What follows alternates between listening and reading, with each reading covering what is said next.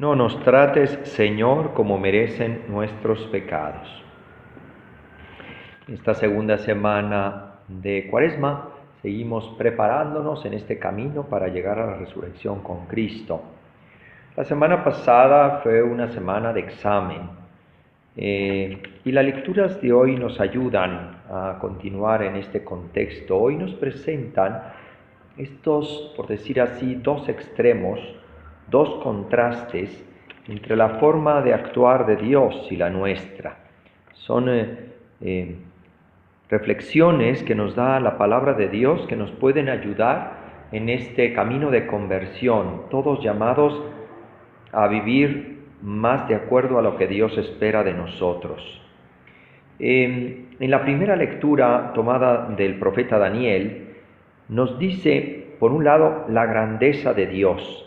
Señor Dios grande y temible. Parecería que es un eco de lo que vivimos ayer, domingo, segundo domingo de Cuaresma, donde se nos presenta la transfiguración. Es cuando los apóstoles contemplaron la divinidad y la grandeza que se escondían en Jesucristo hombre. Verdadero hombre, pero también verdadero Dios, y en algún momento les permitió ver su grandeza y divinidad. Y el contraste, ¿no? El contraste somos nosotros. Continúa el profeta Daniel diciendo, nosotros hemos pecado, hemos cometido iniquidades, hemos sido malos, nos hemos rebelado y nos hemos apartado de tus mandamientos. No hemos hecho caso a los profetas que hablaban a nuestros reyes, a nuestros padres y a todo el pueblo.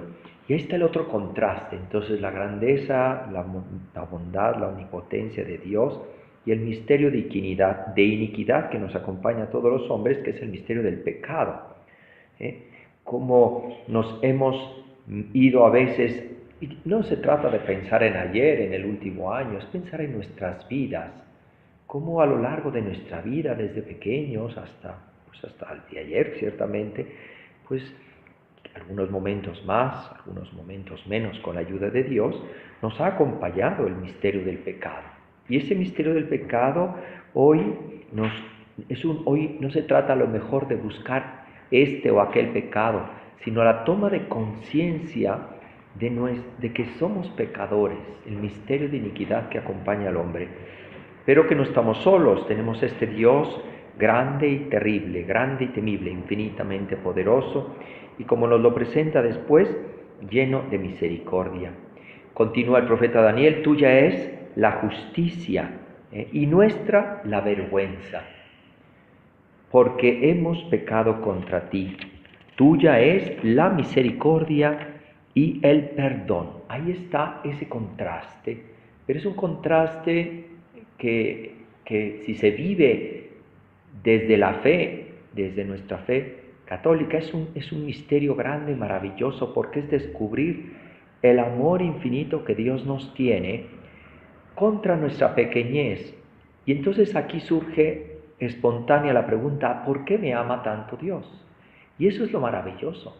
Dios nos ama no porque seamos perfectos, buenos, no sé, cualquier cualidad humana o espiritual, que por decir así fuera el motivo por el cual Dios pues nos quiere, que es mucho el pensar humano. Nosotros queremos a las personas por algo, ¿no? Por algo. Sino que en este caso incluso todo parecería lo contrario. Era para no amarme porque no he estado a la altura y sin embargo me ama. ¿Y eso qué significa? Pues que el amor de Dios es increíble. Nadie me ama como Dios. De hecho, la transfiguración que vimos ayer para mí siempre ha sido un pasaje que nos ayuda a descubrir cuánto nos ama Dios. Un día Dios que se nos revela y me ayuda a comprender, a lo mejor un segundo, como esos segundos que vivieron los apóstoles y no lo volvieron a ver en toda su vida hasta que llegaron al cielo con la ayuda de Dios. Ahí sí lo veremos otra vez.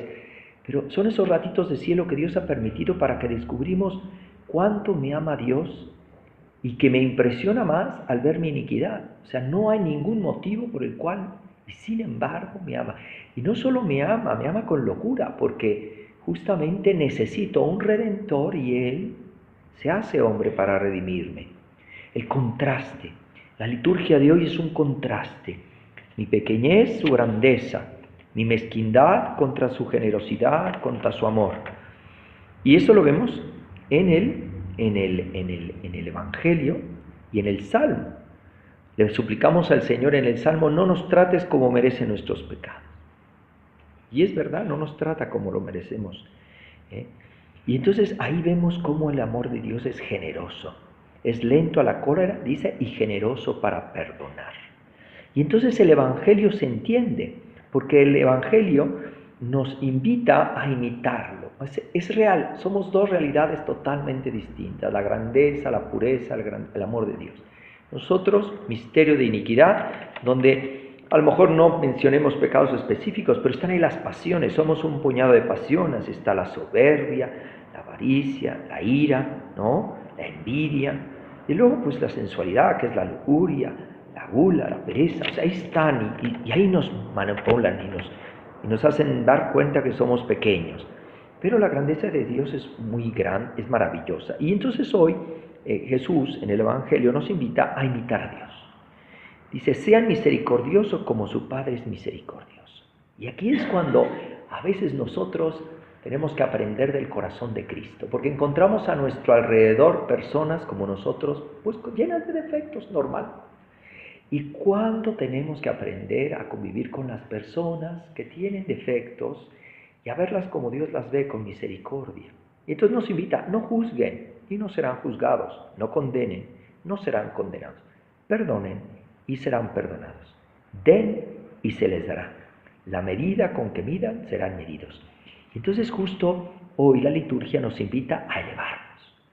O sea, sí, soy pequeño, soy miserable, pero la misericordia de Dios me está jalando hacia arriba y quiere que lo imite en su gran amor que a mí me tiene, tratando de comprender la iniquidad que nos rodea.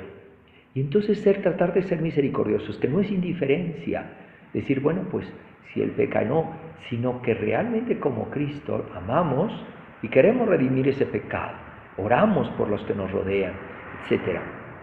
Además, la liturgia de Dios es muy significativa porque hoy celebramos el 4º aniversario de elección del Papa Francisco. ¿Y qué ha repetido el Papa Francisco en 4 años? Pues esto es lo que ha venido repitiendo, que todos somos pecadores y que la misericordia de Dios es maravillosa, infinita, y que justamente Dios quiere perdonar a todos, pero es necesario que los hombres se acerquen a Dios. Vamos a pedir hoy a Dios, por un lado, que nos ayude a tener esa humildad, la conciencia de nuestra pequeñez. Por otro lado, que nos ayude a descubrir su grandeza y misericordia. Y finalmente, que nos ayude en este contexto en el que ahorita estamos meditando del pecado, nos ayude a ser comprensivos con los otros pecadores y a orar por ellos, por nuestros seres queridos, cercanos o lejanos. Que nos ayude y que nos abra los ojos para ver como Dios ve a las otras personas. Que así sea.